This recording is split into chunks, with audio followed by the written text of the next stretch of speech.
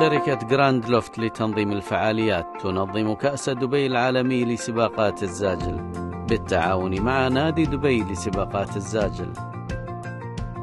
تعتبر سباقات الحمام الزاجل إحدى أكثر السباقات إثارة ومتعة في العالم، إذ تجعل المشاركين يجلسون في صمت يحبسون أنفاسهم لمعرفة ومشاهدة وصول الحمام لنقطة النهاية.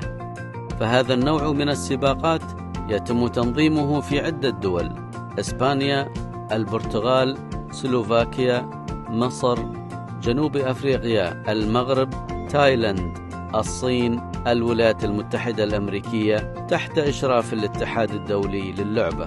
كما أشاد العديد من أبطال العالم بتنظيم كأس دبي العالمي للحمام الزاجل في دبي. Dubai is a lot of prestige.